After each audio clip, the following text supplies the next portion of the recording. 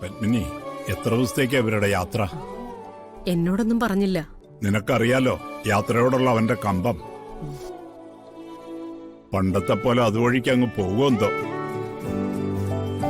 അന്നേ അവൻ അലഞ്ഞു തിരിഞ്ഞു നടക്കുന്ന വെറും ചെക്കനാ.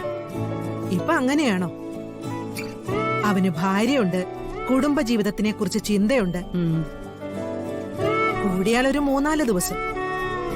അത് കഴിയുമ്പോഴേക്ക് അവൻ ഇങ്ങ് ഓടിയെത്തും. അവന്റെ കൂടെ പോകുന്നതേ രാധികയാ.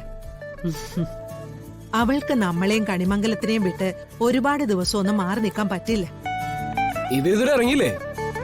പെട്ടിയ സാധനങ്ങൾ എടുത്ത് ഞാൻ കാറിൽ വെച്ചുട്ടോ. ആ ആ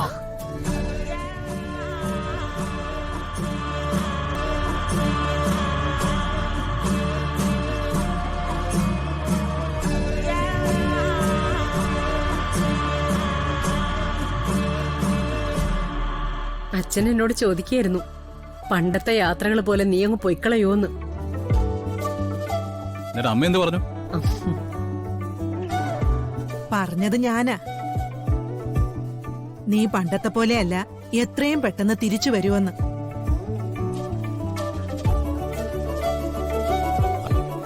അങ്ങനെ ഉറപ്പ് പറയാനൊന്നും പറ്റില്ല. ചിലപ്പോ ഞങ്ങൾ അവിടുന്ന് കാശ്മീരിലേക്കോ ഷിംലയിലേക്കോ പോയെന്നിരിക്കും. അതിനിടയില് ഇയാളുടെ പാസ്പോർട്ടും മറ്റും റെഡിയായി കിട്ടിയാ ഞങ്ങൾ ചിലപ്പോ അതുവഴി വിദേശത്തേക്കും. ഓ, അപ്പോ ഇനി വരുണും രാധികയും കണിമംഗലത്തേക്ക് ഇല്ല അല്ലേ? ഓ, ഏട്ടത്തിയുടെ ആഗ്രഹം കേട്ടോടാ. അല്ല കൽപ്പന, ഇവരിവിടെ ഇല്ലെങ്കിൽ പ്രത്യേകിച്ച് എന്തെങ്കിലും നേട്ടം ഉണ്ടോ നിനക്ക്? എന്റെ പൊന്നു മുത്തശ്ശി, ഒരു കാര്യം ചെയ്യ്. ഒരു പ്ലാസ്റ്റർ വാങ്ങിച്ച് രാവിലെ തന്നെ എന്റെ വായിൽ ഒട്ടിച്ചതാ. അപ്പൊ പിന്നെ ഞാൻ മിണ്ടില്ലല്ലോ.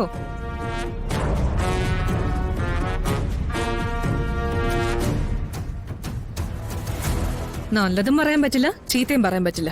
പോട്ടെ മോളെ.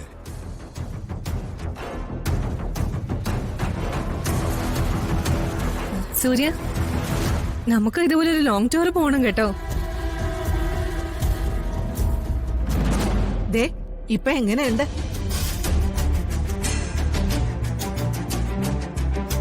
ഏട്ടത്തി ഇതിന് മത്സരിക്കാനൊന്നും നിൽക്കണ്ട.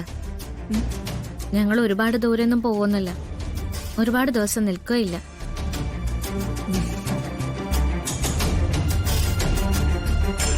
എന്നെ സംബന്ധിച്ചിടത്തോളം ഭൂമിയിലെ ഏറ്റവും നല്ല സ്ഥലം ഞാൻ ജനിച്ചു വളർന്ന ആറ്റുവശ്ശേരിയും ദാ ഇപ്പൊ ഈ നിൽക്കുന്ന കണിമംഗലം.